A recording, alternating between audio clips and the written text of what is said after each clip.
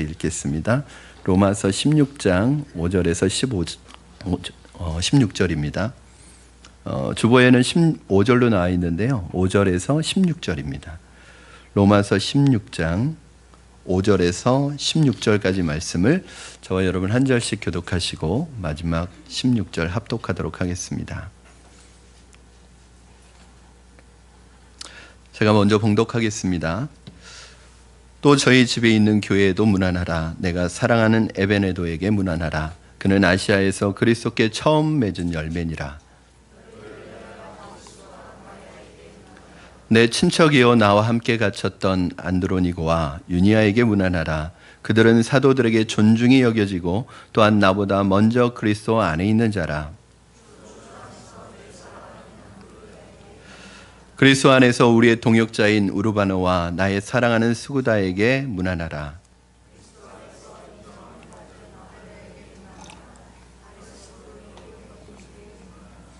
내 친척 헤로디안에게 문안하라. 나기수의 가족 중 주 안에 있는 자들에게 문안하라.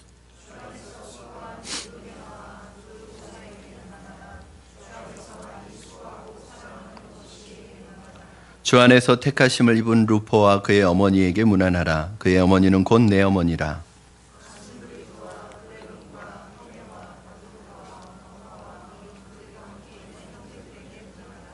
빌롤로고와 율리아와 또 네레오와 그의 자매와 올lum바와 그들과 함께 있는 모든 성도에게 문안하라. 너희가 거룩하게 입맞춤으로 서로 문안하라. 그리스도의 모든 교회가 다 너희에게 문안하느니라. 아멘. 읽기 힘드셨죠? 네, 낯선 발음들이 나와서 여러분 동역자와 동료는 그 의미가 약간 차이가 있습니다. 이 동역자라는 말을 우리가 지난 3주 전에 브리스길라와 브리스가 아굴라 부부를 언급하면서 바울이 브리스가 아굴라 부부를 내 복음의 동역자다, 나의 동역자가 되었다라고 얘기했습니다. 그리고 이 브리스가 아굴라 부부는 평생을 정말 바울의 복음의 사역에 동참해서 함께 복음을 땅끝까지 전하는 일에 쓰임받았던 귀한 믿음의 동역자였습니다. 그런데 동역자라는 말이 무슨 뜻이냐? 말 그대로 함께 일하는 사람입니다. 그런데 함께 일한다고 해서 같은 장소에서 함께 일한다고 해서 다 동역자는 아닙니다. 여러분 사무실에서 같이 일하는 분들을 동료라고 부르지 동역자라고 부르지 않습니다. 그렇죠? 왜 그런가? 같은 장소에서 같은 사무실에서 일한다고 할지라도 생각이 같고 또 비전이 같고 가치관이 같고 같은 생각, 같은 비전, 같은 가치관을 가지고 한 목표를 향해서 가야지 동역자라고 말하는 것입니다. 그러나 한 사무실에서 일한다고 해도 생각이 같지 않고 비전이 같지 않고 꿈이 같지 않고 가치관이 같지 않으면 서로 동역을 할 수는 없습니다. 동료는 될 수 있지만 그래서 신앙인으로서 동역자가 되기 위해서 복음의 동역자가 되기 위해서 아주 필요한 그러면 가장 기본적이지만 가장 중요한 전제가 있습니다. 그것이 오늘 여러분과 복음의 동역자가 갖추어야 될 이야기들을 나누면서 첫 번째가 뭐냐? 이게 없으면 안 돼요. 복음의 동역자에게. 이게 공통분모입니다. 그게 무엇일까요? 그리스도 안에 있는 자여야 합니다. 지난주에 보니까 3절 말씀 여러분 성경을 한번 보시죠. 3절 말씀에 보시면 너희는 그리스도 예수 안에서 나의 동역자들인 브리스가와 아굴라에게 문안하라. 그러니까 브리스가와 아굴라가 나의 동역자인데 어디 안에서? 그리스도 안에서 나의 동역자인 브리스가 아굴라와 문안하라고 말씀하고 있습니다.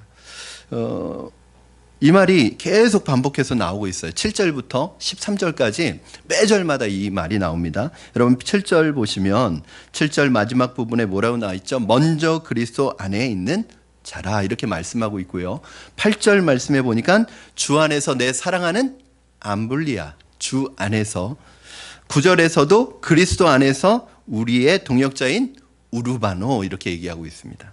10절 말씀에서도 그리스도 안에서 인정함을 받은 아벨레라고 말씀하고 있고 11절에서 마지막 부분 보시면 주 안에 있는 자들에게 문안하라. 그리고 계속해서 12절 13절에서는 주 안에서라는 말이 3번 강조되고 있습니다.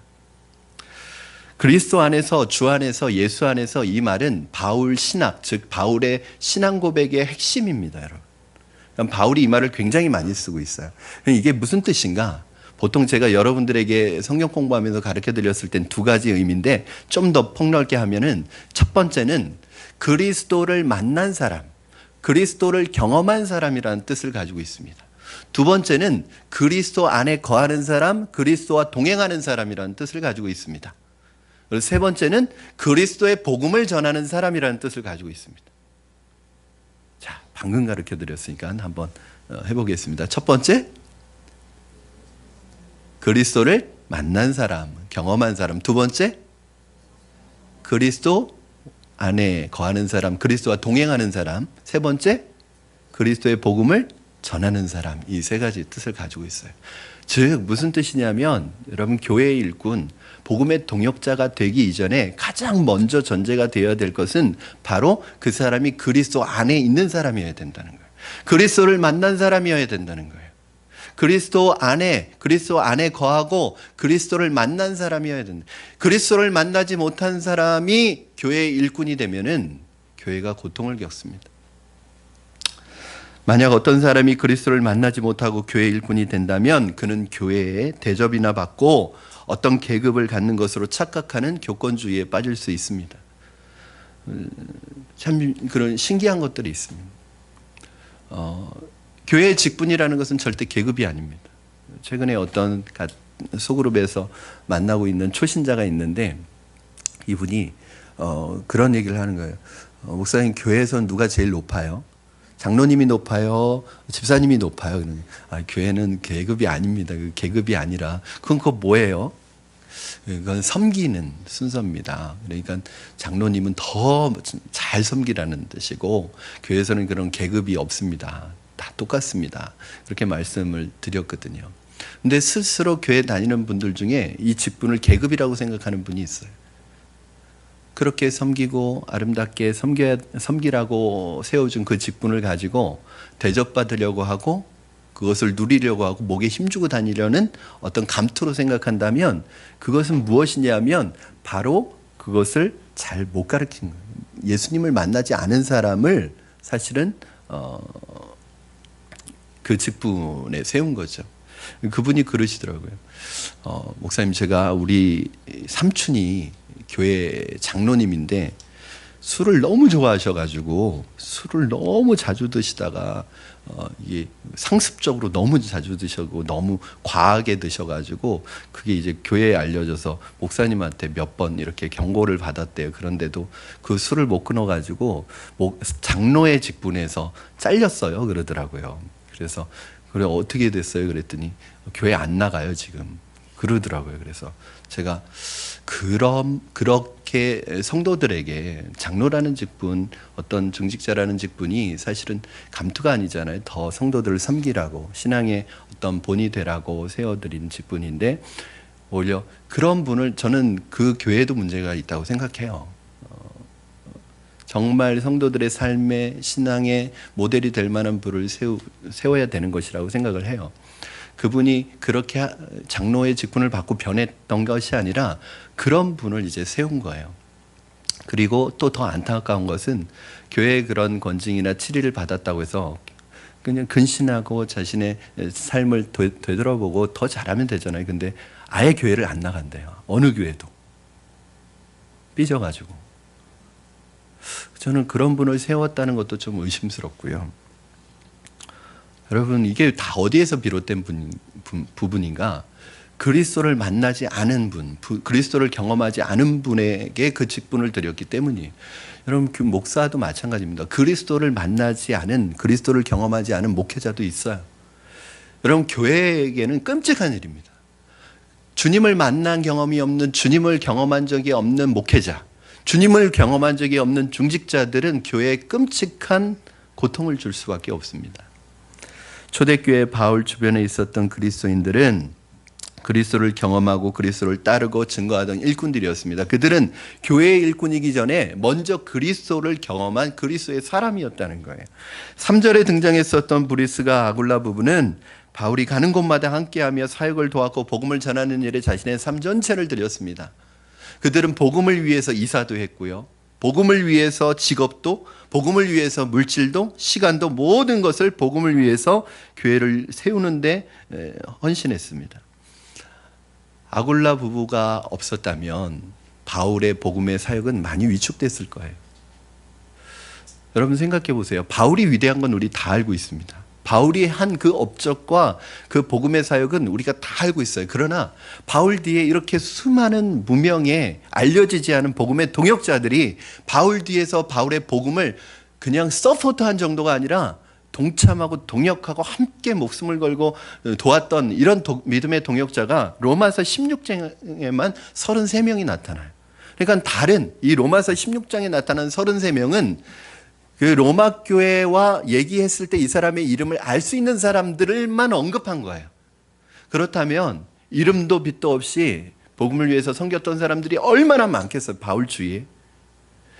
아굴라 부부와 이 한 부부만 해도 바울에게 엄청난 힘이 되고 복음의 동역의 힘이 되었을 텐데 이렇게 수많은 사람들이 아굴라 부부뿐만 아니라 더 있었다는 거예요. 오늘 그 사람들의 명단을 다 소개하고 있습니다.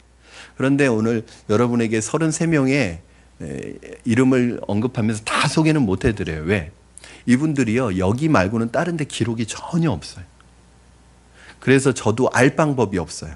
그러나 조금 기록이 남아있는 분들만 여러분에게 오늘 말씀드리겠습니다. 7절에 보시면 안드로니고와 유니아라는 사람들이 등장합니다. 바울이 뭐라고 그래요? 친척이었다고 그래요. 우리 7절 말씀 한번 같이 읽겠습니다. 시작. 내 친척이요 나와 함께 갇혔던 안드로니고와 유니아에게 문안하라. 그들은 사도들에게 존중이 여겨지고 또한 나보다 먼저 그리스도 안에 있는 자라. 아멘. 여기서 나보다 먼저 그리스도 안에 있는 자라라고 한 것을 보면 이게 무슨 뜻일까요? 두 가지 정보를 알 수 있어요. 이 사람들은 바울의 친척이었고 또 두 번째는 바울보다 먼저 예수님을 믿었던 사람입니다. 그 교회사에 전해져 내려오는 야사에 의하면 이 안드로니고와 유니아가 바울과 함께 그 스데반 집사님이 핍박을 받고 돌로 맞아서 죽는 그 순교의 현장에 같이 있었다고 합니다. 그런데 그 돌을 맞으면서도 천사의 얼굴처럼 하늘을 바라보며 주님, 이 사람들이 하는 일을 알지 못합니다. 용서의 기도를 하고 그 천사의 얼굴을 하고 죽어가는 그 스데반 집사의 모습을 보면서 이 사람들이 큰 충격을 받았다고 합니다. 나쁜 의미의 충격이 아니라 충격을 받으면 영적으로 딱 들어오는 복음의 공백이 생기거든요. 그 복음이 쑥 들어오기 시작했어요. 그리고 그 사건 이후로 이 안드로니고와 유니아가 예수님을 영접했다고 합니다. 그리고 먼저 믿은 이 두 사람이 계속해서 바울을 전도한 거죠. 바울을 인도한 거예요. 그리고 결정적으로 바울이 꼬꾸라진 것은 어디냐면 여러분 그 스데반이 순교하는 현장에 바울도 있었죠. 그때는 사울 청년이었는데 결정적으로 꼬꾸라진 것은 다메섹 도상에서 예수님을 만나고 꼬꾸라졌지만 사실은 그 복음의 작업은 언제부터 이루어진 거냐면 이 안드로니고와 유니아가 계속해서 바울을 전도했던 거예요. 여러분 어떤 분이 교회로 이렇게 나올 때 그 순간에 그게 이루어진 것 같지만 사실은 그를 사랑하는 가족들이나 그를 위해서 기도하는 분들의 끊임없는 기도가 있었고 인도가 있었기 때문에 결정적인 기회가 그분을 교회로 인도하는 그 기회가 될 수 있는 거예요. 여러분 항상 결정적인 기회만 기다리지 마시기 바랍니다. 여러분들이 먼저 다가가시고 기도하시고 그분들을 품고 기도하셔야지 하나님이 결정적인 기회를 만들어주세요. 참 신기하더라고요. 어떤 분을 놓고 기도하기 시작하면요. 저는 이제 제 가족들이 저 혼자 예수님 믿다가 이제 다 믿고 저희 일가 친척들도 다 예수님을 믿게 되었는데 신기한 것이 그분을 놓고 기도하면요. 그분에게 꼭 예수님 믿을 수 있는 기회가 생겨요. 그분의 삶에 어떤 문제가 생기든지 그분의 삶에 어떤 터닝 포인트가 생겨요. 저는 그거 한 가지 확신하는 것은 그거 제가 기도해서 그렇다고 생각해요. 목사님 기도 안 했어도 일어날 일일 거든요. 그렇게 생각하실 수도 있지만 근데 기도하지 않으면 아무 일도 일어나지 않습니다. 너무 멀리 떨어져 있어서 전도를 할 수 없는 친척이 있었어요. 찾아갈 수도 없잖아요. 근데 그분을 놓고 계속 기도했더니 하나님께서 그분 이웃을 그분에게 보내셔가지고 그분을 교회로 인도하시더라고요. 여러분 지방에 멀리 떨어져 있는 부모님 어떻게 하실 거예요? 여러분 매번 찾아가실 수도 없고 기도하셔야 됩니다. 여러분 태신자 작정은요 그냥 이름 올려놓으라는 게 아니에요. 기도하시면 하나님이 기도하시면서 어떻게 사람의 마음을 바꾸시고 어떻게 복음의 환경을 만들어 가시는지 한번 경험해 보시라는 거예요. 그래서 전도는요 절대 기도하지 않으면 안 됩니다. 여러분 13절 말씀 보시면 주 안에서 택하심을 입은 루포와 그의 어머니에게 문안하라. 그의 어머니는 내 어머니라고 말씀하고 있는데 여기 루포와 그의 어머니가 등장합니다. 여기에 나오는 루포가 누굴까요? 여러분 혹시 루포를 들어보셨나요? 루포 잘 못 들어보셨을 거예요. 루포에 대해서는 익숙하지 않으실 거예요. 그러나 여러분 루포의 아버지는 여러분이 아주 잘 아십니다. 루포의 아버지. 루포의 아버지의 이름은 뭘까요? 마포가 아니고 루포의 아버지의 이름이 마가복음 15장 21절에 정확하게 나와 있습니다. 우리 같이 한번 마가복음 15장 21절 읽겠습니다. 시작. 마침 알렉산더와 루포의 아버지인 구레네 사람 시몬이 시골로부터 와서 지나가는데 그들이 그를 억지로 같이 가게 하여 예수의 십자가를 지우고 그 예수님이 그 채찍에 맞아서 그 채찍이 여러분 그냥 아프게 하는 게 아니라 이 살점을 뜯어내는 채찍인 거 아시죠? 이 근육에 있는 근육들을 뜯어내니까 여러분 생각해 보시면 이 근육들이 떨어져 나가니까 이 십자가를 질 수 있어요, 없어요? 못 지는 거예요. 그러니까 계속 예수님이 넘어지시고 십자가 떨어뜨리고 그러잖아요. 그러니까 보다 못한 이 로마 군병이 그 모습을 구경하고 있었던 회중 중에서 눈에 띄는 사람을 한 사람 끌어냈습니다.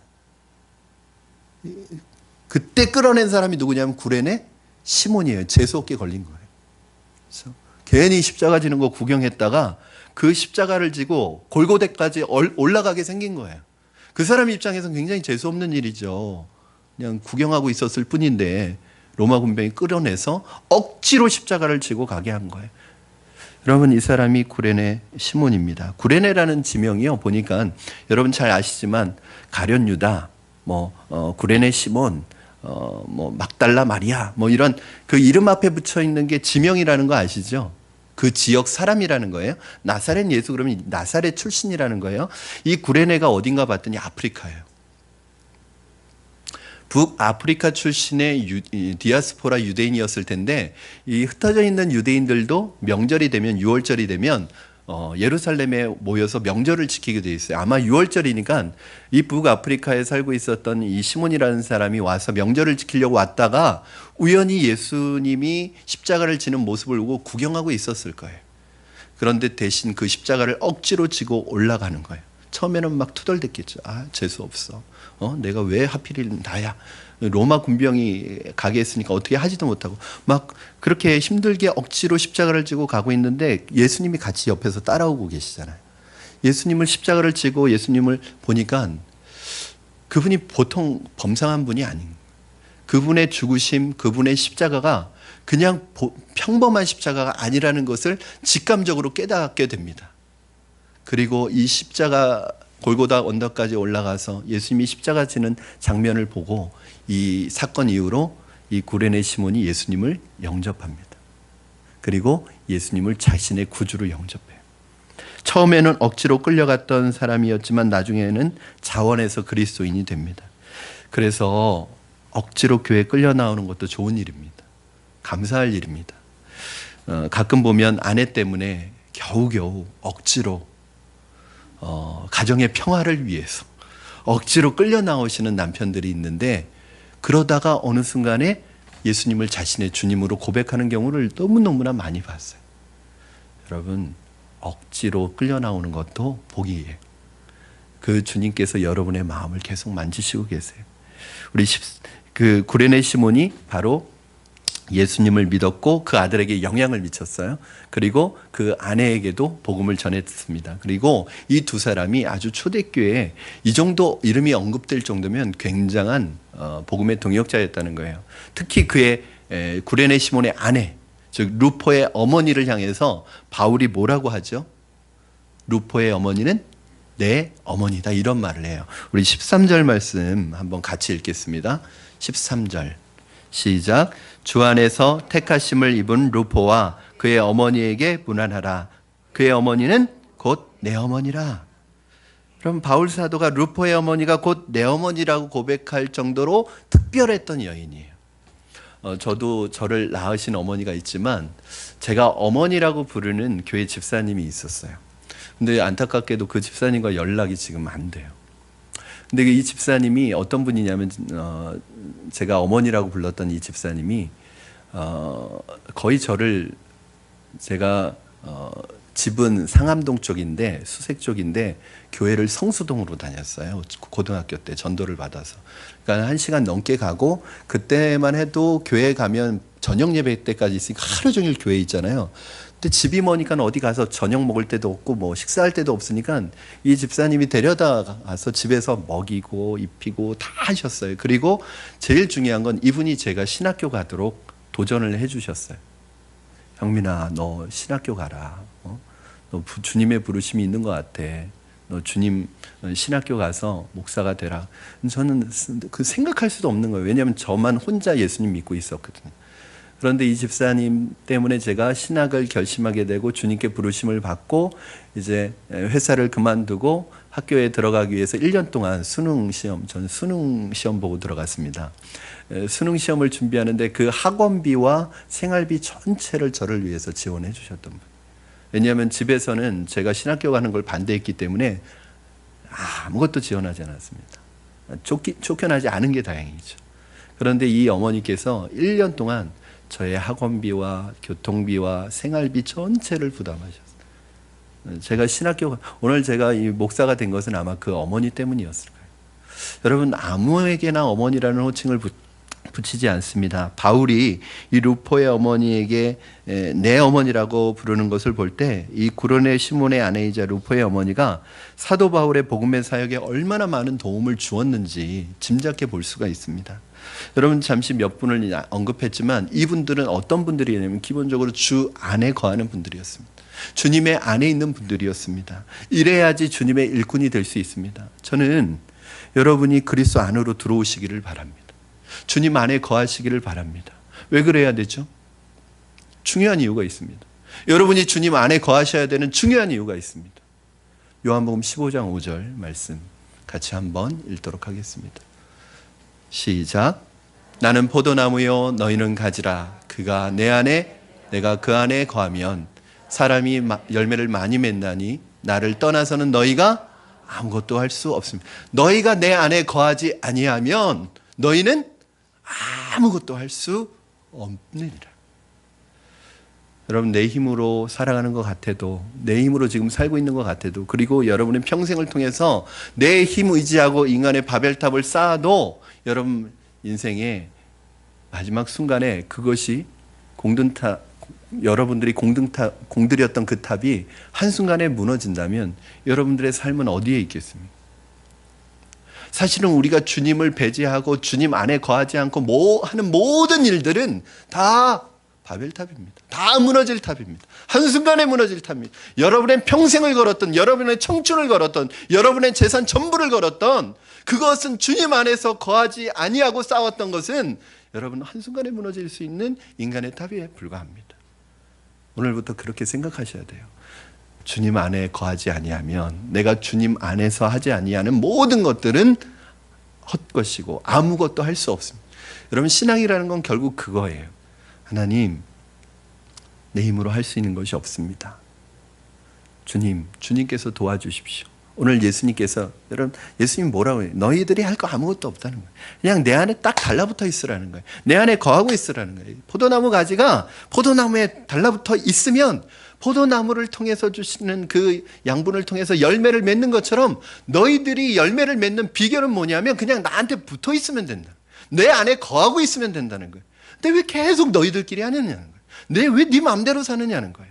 그러니까 힘은 힘대로 썼고 모든 걸 다 쏟아도 나중에 남는 건 하나도 없는 거죠. 사랑하는 여러분, 저는 여러분이 주님 안으로 들어오시기 바랍니다. 주님 안에 거하시기 바랍니다. 이 주님과 동행하시면 세상이 알아주는 인생의 성공이 아니라 하나님 나라에 기억되는 이 이름 3글자가 여러분의 인생의 참된 성공이라는 것을 반드시 기억하시기를 바랍니다. 두 번째는 신분과 인종의 벽을 뛰어넘는 사람들이었습니다.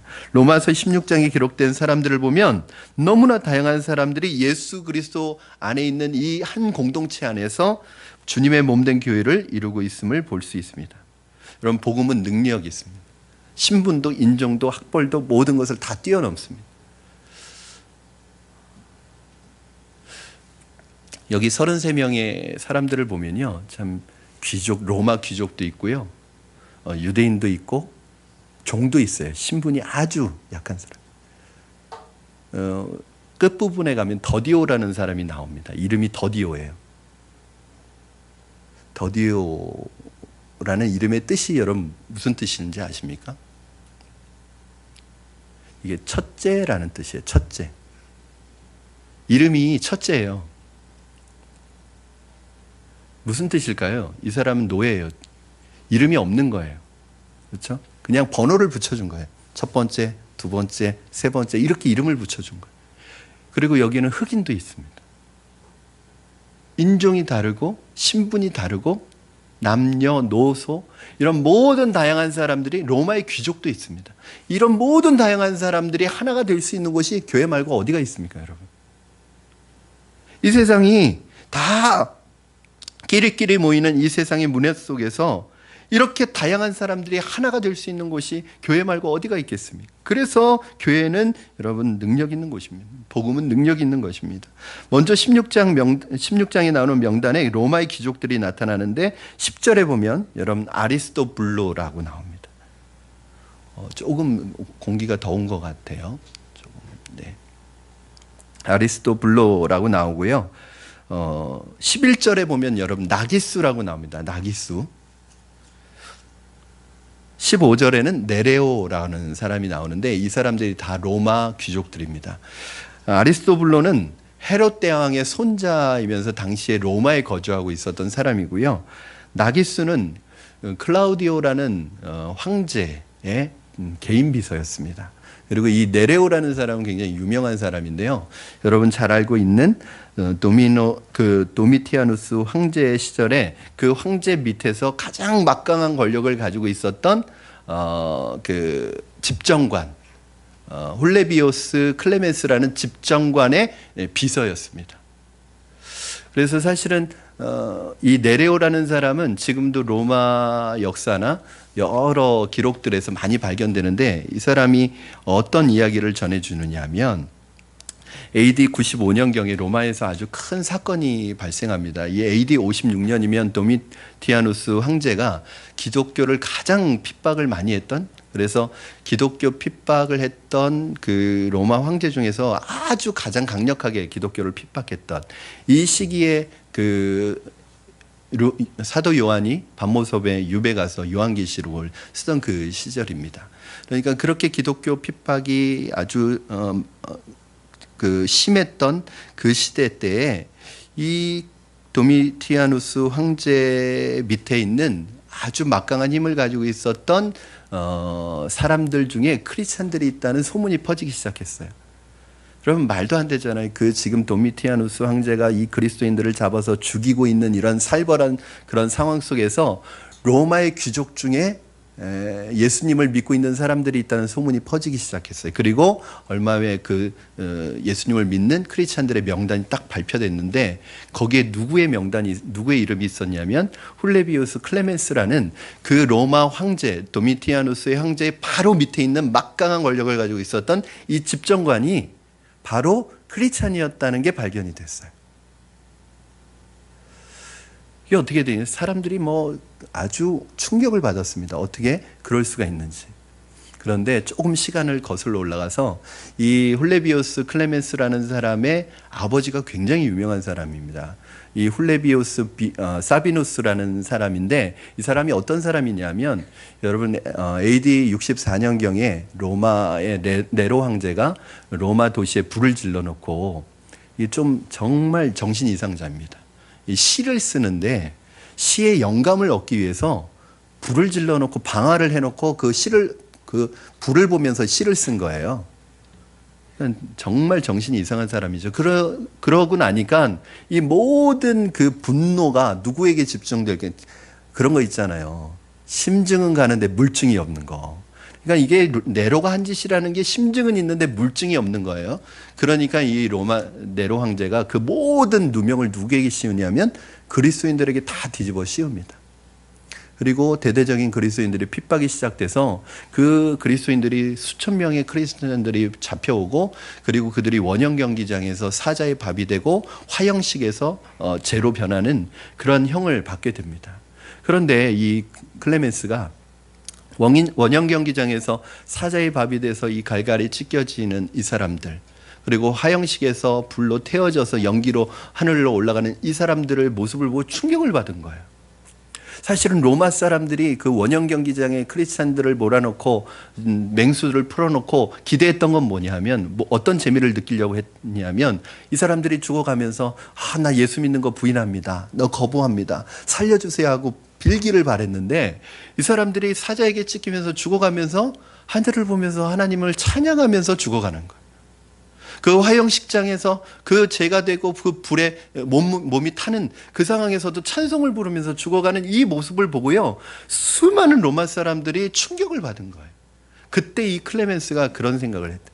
아니 도대체 저 사람들은 어떤 사람들이기에 저 죽어가는 공포의 순간에, 저 죽어가는 그 죽음의 순간에도 어떻게 저렇게 천사의 얼굴을 하고 찬양을 하면서 죽어갈 수 있을까? 기독교의 복음에 대해서 궁금해지기 시작한 거예요. 그래서 그리스도인들과 접촉하고 이 사람도 예수 그리스도를 구주로 영접하게 되는데, 그때 이것을 가능하도록 뒤에서 역할을 했던 사람이 누구냐면 네레오라는 오늘 본문에 나오는 사람입니다. 이분들은 한결같이 우리보다 훨씬 믿기 어려운 상황에서 부활하신 그리스도를 개인의 구세주와 주님으로 만났던 사람들입니다. 그리고 그리스도 안에서 살아가며 그리스도를 증거하는 사람들이 되었습니다. 그들은 먼저 교회의 일꾼이기 전에 주님의 일꾼이었고 주님의 사람이 되었습니다. 저는 여러분이 오늘 복음 안에서, 주님 안에서 여러분들을 가두고 있는 모든 차별의 장벽을 뛰어넘으시기를 바랍니다. 고난과 핍박의 어려움도 뛰어넘으시기를 바랍니다. 사실은 우리가 나름대로 신앙생활 참 잘하고 있다고 생각합니다. 저도 그래요. 특별히 죄 짓는 거 없고요. 나름대로 경건의 시간도 잘 갖고 주님 앞에서 하루하루 주님과 동행한다고 생각해요. 그런데 괜찮게 신앙생활 한다는 저의 모습을, 또 여러분이 여러분의 모습을 정말 이 핍박과 박해 속에서 신앙생활했던 그분들의 앞에 딱 갖다 놓으면 사실은 우리는 부끄러워질 수밖에 없습니다. 여러분은 어떠시겠습니까? 내가 예수 믿으면 가문에서 쫓겨나고 언제 죽을지 모르는 상황이어도 여러분들이 예수님을 구주로 영접하시겠습니까? 저는 여러분들이 먼저 예수님을 만나시기를 바랍니다. 그리고 예수님 안에 거하시기 바라고, 그 주님의 복음이 하나의 이론이나 학문이 아니라 여러분들에게 있어서 생명을 살리는, 여러분의 삶의 능력을 선포하는 복음으로 여러분에게 들어오기를 주님의 이름으로 축원합니다. 마지막으로 그들은 주님의 사람들이었으며 동시에 평화를 만드는 사람들이었습니다. 피스메이커였어요. 바울은 로마서 16장에 등장하는 33명의 동역자들을 언급할 때마다 반복해서 말하는 단어가 있습니다. 여러분 어떤 단어일까요? 계속 거의 각 절, 매절마다 반복하고 있는 단어가 어떤 단어일까요? 그렇죠. 무난하라. 거의 16장을 읽어보면 이 단어가 매절마다 반복되고 있습니다. 이것이 개인적으로 바울이 문안을 전달하는 것이라고만 생각하시면 안 됩니다. 이것은 그리스도인들에게 이 문안이 그들의 삶 속에 생활화가 되고 생활 방식이 되고 라이프 스타일이 되도록 지금 그 열망을 가지고 바울이 이 뜻을 담아 전달하고 있는 것입니다. 여러분 16절 말씀 우리 같이 한번 읽어보겠습니다. 시작. 너희가 거룩하게 입맞춤으로 서로 문안하라. 그리스도의 모든 교회가 다 너희에게 문안하느니라. 아멘. 문자 그대로 초대교회 성도들은 만날 때마다 서로 입맞추면서 교제를 나누고 문안을 했습니다. 그들의 문화가 우리에게는 익숙하지 않습니다. 그렇죠? 왜냐하면 이것은 그 시대에 그 사람들의 문화 속에서 인사와 교제의 방법이었으니까 그렇습니다. 어떤 분은 목사님 성경에 이런 글이 있는데 이거 성경대로 지켜야 되는 거 아니냐고, 이거 문자대로 지켜야 되는 거 아니냐고. 전혀 그렇지 않습니다. 이게 그 시대의 문화예요. 한국의 어떤 목사님이 영어도 참 잘하시는 분이신데 미국 교회에 가서 집회를 인도했대요. 그리고 끝나고 나니까 어떤 젊은 여인이 와서 막 볼에다 뽀뽀를 하고 막 그러더래요. 그래서 막 깜짝 놀라서 어떻게 해야 될지를 몰랐다고. 당황스러운 일이죠. 저희 교회는 개척 초기부터 여러분과 함께 계속 우리 인사할 때 허그하도록 그렇게 하고 있습니다. 그렇죠? 사실은 이 개인주의가 팽배한 시대에 사실은 서로 같은 교인이고 같은 성도인데도 교회 안에서 만나도 서로 인사도 안 하고 뭐 악수도 안 하고 이런 시대예요. 제가 교회를 개척하기 전에 먼저 교회에서 사임하고 나와서 교회를 개척하기까지 한 2, 3개월의 시간이 있어서 사실은 이 목동 주변에 있는 교회들도 다녀봤어요. 그리고 다른 교회도 갔었고요. 악수도 안 하더라고요. 그런 것도 그냥 귀찮은 거예요. 그냥 예배만 드리고 갈 건데 자꾸 와서 아는 척하는 것도 귀찮은 거예요. 여러분, 그런데 허그를 하는 것은 얼마나 더 불편하겠습니까? 아마 우리 교회에 처음 오시는 분들은 처음에 되게 불편하실 거예요. 이게 그래서 뭐 이렇게 제가 허그하려고 하면 허그는 하긴 하는데 제가 하니까 뭐 하기는 하는데 엉덩이는 저 뒤로 빠져 있습니다. 그래서 어떤 분은 피해 다니시는 분도 계세요. 저를 제가 앞에서 인사하고 있으면 제가 인사 다 끝나고 자리를 비울 때 나가시거나 아니면 저보다 먼저 나가시는 분도 있어요. 그러나 그것이 불편할 수는 있지만 그것 때문에 교회를 안 나오시는 분은 안 계시더라고요. 왜냐하면 그것이 익숙해지면, 그것이 편안해지면 이것처럼 좋은 게 없는 거예요. 여러분, 악수할 때 면역력 생기는 거 아시죠? 악수하는 것만으로도 사람이 악수하는 것만으로도 면역력이 생긴대요. 그런데 허그를 해요. 그럼 면역력이 몇 배는 좋아집니다. 이 허그를 하면서 우리가 그냥 하는 게 아니잖아요. 집사님 사랑합니다, 축복합니다, 이렇게 축복의 말을 하고, 이렇게 물론 동성끼리입니다. 이렇게 축복의 말을 하면요, 그 말과 그 가슴이 그 사람의 마음을 치유하는 능력이 있어요. 처음에는 불편해 하셨지만 이제 우리 집사님들 대부분은 익숙해지셔서 저랑 허그하면요, 막 진짜 갈비뼈가 부러지도록 앉습니다. 그럼 막 이렇게 하세요. 저는 그게 얼마나 좋은지 몰라요. 그때 제가 축복의 말을 하잖아요. 집사님 축복합니다, 사랑합니다. 여러분, 그 안에 그 내면이 치유가 되는 거예요. 사람들은 다 외로운 가슴을 가지고 살고 있잖아요, 요즘에. 그런데 사실은 그렇게 그냥 형식이 아니라 정말 안아주고 사랑하는 마음으로 축복을 해주면 얼마나 좋겠어요. 오늘 바울이 우리에게 말씀하는 것은 무엇이냐면 너희가 입맞춤해라 그 말 하는 게 아니에요. 성공적인 교회 생활의 열쇠는 교제에 있다는 것을 보여주고 있습니다. 교회 안에 사랑의 교제가 살아있으면 그 교회가 생동감이 있습니다. 교회가 살아있습니다. 그러나 사랑의 교제를 잃어버리면 교회는 복음의 능력을 나타낼 수 없습니다. 교회가 교회되기 위해서는 교회 안에 성도들의 교제가 아름답고 견고하고 영광스럽게 지켜져야 합니다. 그러므로 교회 모든 일꾼들은, 교회 모든 믿음의 식구들은 생명을 걸고 교회 안의 교제가 풍성해지도록 만들어야 될 책임이 있습니다. 서로 지켜야 할 책임이 있습니다. 오늘날 기독교의 신앙이 약화되는 것 중에 하나가 뭐냐면 개인주의 때문입니다. 교회에 와서 성도 간의 교제와 사랑을 경험하지 못하면 교회의 예배는 극장과 뮤지컬과 공연을 보는 것과 다름이 없습니다. 교회가 교회다워지는 비결 중 하나가 성도의 교제가 회복되는 것입니다. 각자가 아니라 함께 어우러지는 것입니다. 저는 여러분이 교회의 교제권 안으로 들어오시기를 주님의 이름으로 축원합니다. 아직 교회에 소속되지 않은 분들이 계시다면 교회 안에 소속하시기를 바랍니다. 그리고 소속되셨다면 교회 안에 교제권 안으로 들어오시기를 바랍니다. 그것이 하나님께서 교회를 공동체로 만들어주신 이유예요. 제가 늘 말씀드리잖아요. 신앙생활은 혼자 하는 게 아닙니다. 혼자 성경도 읽을 수 있고요, 기도도 할 수 있어요, 예배도 드릴 수 있어요. 그런데 교제는 혼자 할 수 없습니다. 그리스도인들이 혼자서 할 수 없는 것 두 가지 있답니다. 결혼 생활과 신앙생활은 혼자 살 수 없습니다. 정말 내가 신앙생활의 기쁨을 느낄 때는 예배 시간에 은혜 받았을 때가 아닙니다. 성경 일독했을 때가 아닙니다. 기도하면서 방언이 터졌을 때가 아닙니다. 어렵고 힘들고 믿음의 싸움을 싸워나가기 힘들지만 믿음의 식구들이 같이 손붙잡고 일으켜주고 격려해주고 사랑해주고 힘들고 어려울 때마다 나의 손발이 되어줘서 나를 일으켜 세워줄 때 비로소 내가 신앙생활 잘했다, 신앙생활하기 잘했다 하는 느낌을 받습니다. 여러분, 저는요 사실은 저희 부모님에게는 늘 감사하지만 제가 결정적인 순간순간마다 오늘 여기까지 올 때까지 저를 도와줬던 분들은요 사실은 피를 나는 형제들이 아닙니다. 다 믿음의 식구들이었어요.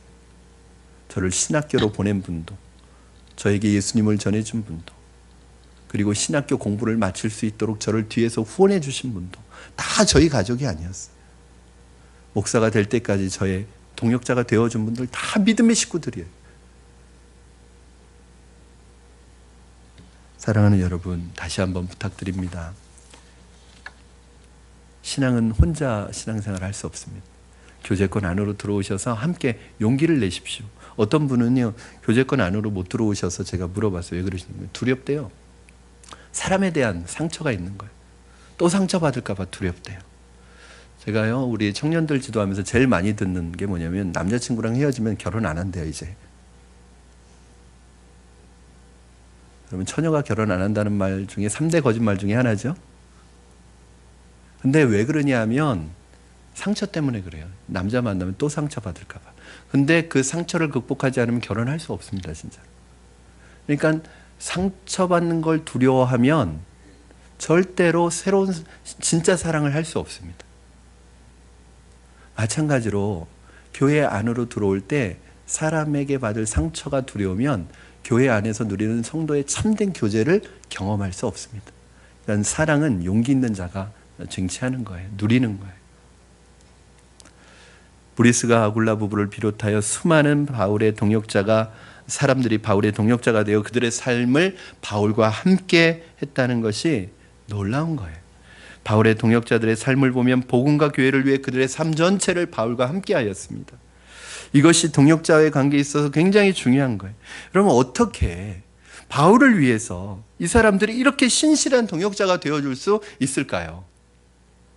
아니 그냥 뒤에서 그냥 물질로 조금 서포트하는 정도가 아니라 목숨을 내놓고 옥에같이 갇히면서 자신의 모든 것을 들여서 어떻게 이렇게 할 수 있을까요? 저는 그게 궁금했어요. 어떻게 하면 이런 동역자들이 세워질까? 한 가지 확실한 것은 바울이 참된 진리의 사람이었기 때문입니다. 3주 전에 제가 그런 말을 했잖아요. 많은 목사님들이 하나님 우리 교회 브리스가 아굴라 같은 집사님들이 많아지게 해주세요. 그러면서 내가 바울이 될 생각은 안 하죠. 왜 그 많은 믿음의 동역자들이 바울에게 왔느냐 하면 바울이 참된 진리의 사람이었기 때문입니다. 여러분, 사업가다운 사업가가 되고 싶어하는 사람은 진짜 사업가 옆으로 모이게 되어 있습니다. 열정적으로 예수를 사랑하는 사람은 진짜 예술가 곁으로 모이게 되어 있습니다. 진정으로 진리를 사랑하는 사람은 진리의 사람 곁에 모이게 되어 있습니다. 여러분, 꽃이 나비를 찾아가는 게 아닙니다. 나비가 꽃의 향기를 맡고 찾아오는 것입니다. 꽃이 향기를 내면 아무리 어두운 곳에 그늘진 곳에 있어도 그곳에는 나비가 찾아가게 되어 있습니다. 마찬가지로 진리가 사람을 찾아가는 게 아니에요. 사람들이 진리를 찾아오는 것입니다. 그러므로 여러분이 진리의 사람이 되어서 진리를 지향하고 진리를 향해서 믿음으로 나아가면 여러분 주위에 진리의 사람들을 하나님께서 보내주시게 되어 있고 그 사람들이 따라오게 되어 있습니다. 그러니까 여러분 한번 생각해 보세요. 내가 진리에 거하고 있는지, 진리를 따르고 있는지, 진리를 사모하고 있는지. 내 주위에 진리의 사람들은 없고 다 거짓의 사람들만 있고 엉뚱한 사람들만 있다면 그 사람들을 욕할 게 아니라 내 자신의 마음을 한번 성찰해 보시기 바랍니다. 나는 진리의 사람인지 내 스스로가 거짓의 사람인지. 여러분이 진리의 사람이 된다면 하나님께서 많은 진리를 추구하는 믿음의 동역자들을 보내주실 줄로 믿습니다. 또 여러분들이 그런 분들이 오기를 기대하기도 하지만 여러분들이 또한 그런 진리의 동역자들이 되어주시기를 주님의 이름으로 부탁을 드립니다. 그럼 말씀을 정리합니다. 사랑하는 여러분, 예수님에게도 12명의 동역자들이 있었습니다. 사도 바울, 이 위대한 기적과 능력의 사도에게도 오늘 본문에는 33명만 나왔지만 수많은 이름도 없이 빛도 없이 바울과 믿음의 동역을 했던 수많은 동역자들이 있었습니다. 그 능력의 예수님도 그 능력의 사도 바울도 동역자들이 필요했다면 우리야 말할 나이도 없습니다. 아굴라 부부가 바울을 위해 생명을 걸었던 것처럼 우리도 서로를 위해 모든 것을 아낌없이 버릴 수 있는, 줄 수 있는 동역자가 되어주시기를 주님의 이름으로 부탁을 드립니다. 우리 이 시간에 같이 찬양하시겠습니다. 우리 로마서 16장 하는 동안 계속 한 가지 찬양 부르기로 했습니다. 우리 교회를 생각하시면서 정말 하나님 우리 안에 성도다운 성도, 교회다운 교회, 예배다운 교회, 우리 교회가 어떤 사이즈로 영향을 미치는 것이 아니라 선한 영향력으로 미칠 수 있는 이 복음의 동역자들이 우리 교회에 많이 세워질 수 있도록, 그리고 여러분 안에 그 복음의 진리를 향한 마음의 중심이 흔들리지 않도록 고백하는 마음으로 이 찬양 드리겠습니다. 우리에게 소원이 하나 있네.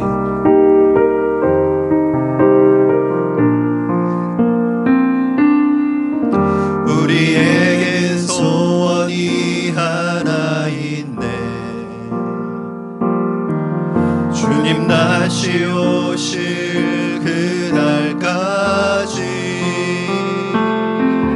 우리 가슴에 새긴 주의 십자가 사랑 나의 교회를 사랑케 하네. 주의 교회를 향한, 주의 교회를 향한 우리 마음, 희생과 포기와 가난과 고난 하물며 죽음조차 우릴 막을 수 없네. 우리 교회는 이 땅에 임하네. 교회를 교회되게, 예배되게 우릴 사용하소서. 진정한 부흥의 날 오늘 이 만호로 우릴 사용한 교회를 교회되게, 교회를 교회되게, 예배되게 우릴 사용하소서. 진정한 부흥의 날 오늘 이 만호로 우릴 사용하소서. 우리 이 시간에 오늘 주신 말씀 붙들고 같이 기도하시겠습니다. 기도하실 때 하나님, 우리가 주님 안에 거하게 하시고 주님과 동행하게 하시고 하나님 평화를 만드는 사람, 피스메이커가 되게 하셔서 하나님 우리가 주의 복음의 동역자로 쓰임받게 하여 주시옵소서. 하나님 우리의 삶의 중심과 삶의 목표와 목적이 어디에 있는지 다시 나를 점검하기를 원합니다. 나는 진리의 길에 서 있는지 복음의 길에 서 있는지 하나님이 기뻐하시는 길에 서 있는지 하나님의 복음의 동역자가 될 수 있는지 하나님 앞에 우리 자신을 점검하면서 오늘 이렇게 결단했으면 좋겠습니다. 하나님, 이렇게 무명의 이름 없이 빛도 없이 살다가 간 이 수많은 복음의 동역자들처럼 나도 하나님의 나라의 한 부분을 담당하기를 원합니다. 하나님 쓰임받게 하시고 나로 인하여 하나님의 나라가 확장되어지는 데 쓰임받게 하여 주시고 하나님의 나라가 확장되어지는 것을 경험하게 하시고 우리의 삶 전체가 하나님의 나라의 풍성함을 누리는 삶이 되게 하여 주시옵소서. 우리 주신 말씀 붙들고 결단하며 기도하시겠습니다. 살아계셔서 역사하시는 하나님 아버지, 주님의 은혜를 감사합니다. 오늘도 하나님 우리를 주님으로 불러주셔서 하나님의 말씀 앞에 우리를 점검하게 하시고 우리를 돌아보게 하시고 우리를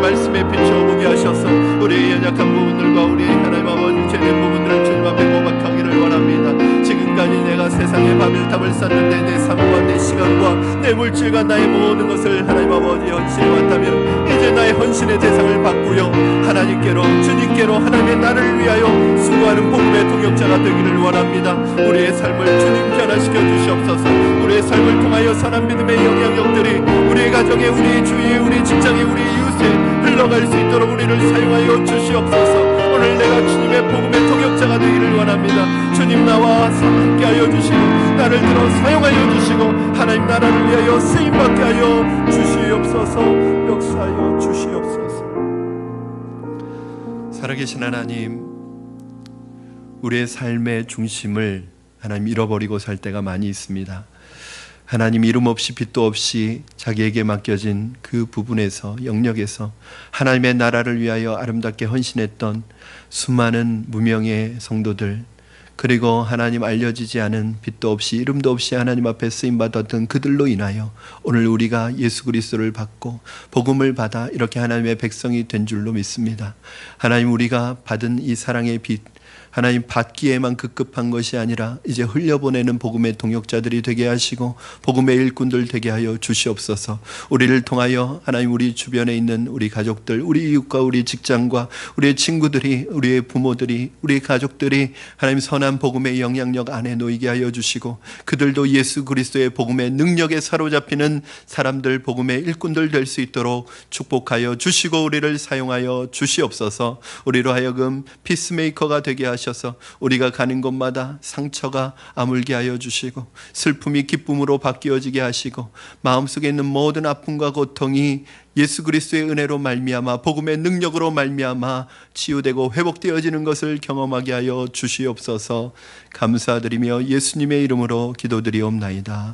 아멘.